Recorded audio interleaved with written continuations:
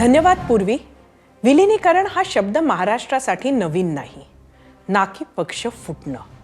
पण पक्ष फुटणं हे जास्त सोपं आहे. पक्षाचं विलीनीकरण तुलनेनं कठीण आहे. त्यामुळे फुटून नवीन तयार झालेल्या पक्षांची उदाहरणं अनेक आहेत, पण विलीनीकरण होऊन एक झालेल्या पक्षांची तुलनेनं कमी.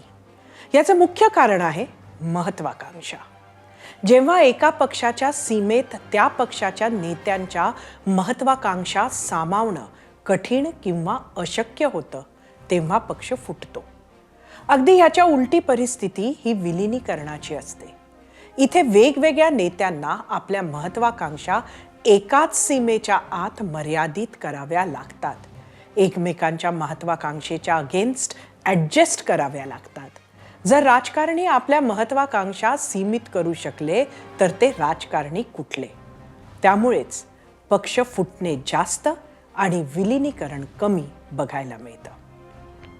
म्हणायला आजच्या राजकीय परिस्थितीत आणि विरोधी राजकीय पक्षांची निवडणुकीत होत असलेली वाताहत बघितली तर काँग्रेसमधून बाहेर पडलेली मंडळी एकत्र येऊन आपापले पक्ष विलीन करू शकतात हा विचार अनेकांना गुड पॉलिटिकल सेन्स किंवा गुड पॉलिटिकल स्ट्रॅटेजी वाटू शकतो. अनेक वेळा विलीनीकरण हे सत्तेच्याच बाजूनं असतं, पण इथे विलीनीकरण हे पॉलिटिकल सर्व्हायव्हल किंबहुना राजकीय तडजोड असू शकते. त्याच दृष्टिकोनातून ममता बॅनर्जींना काँग्रेसनं ऑफर दिली असावी. ह्याच दृष्टिकोनातून संजय राऊतांनी अगदी आत्ताच ह्याच मुद्द्याचे सुतोवाच केले असावे.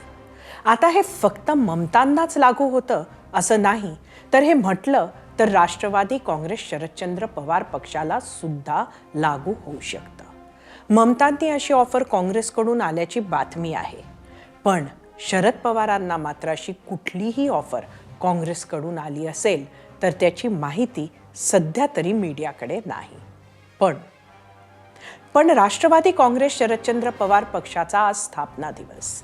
त्याचे संस्थापक अध्यक्ष शरद पवार आपल्या पक्षाला संबोधित करत होते, पण 29 मिनिटांच्या भाषणात त्यांनी 20 मिनिटं, तेही आजच्या दिवशी, काँग्रेस पक्षाबद्दल बोलण्यासाठी वापरले. पण आपण जेव्हा विलीनीकरणाबद्दल बोलतो तेव्हा म्हणायला जरी राजकीय पक्ष विलीन होत असले तरी नेत्यांच्या महत्वाकांक्षा या आता काँग्रेसमध्ये खरंच विलीन होऊ शकतील का? एका पक्षाच्या सर्वेसर्वा असलेल्या, मग त्या ममता असो किंवा मग सर्वेसर्वा सारख्याच असलेल्या सुप्रिया सुळे का असो ना. पूर्वी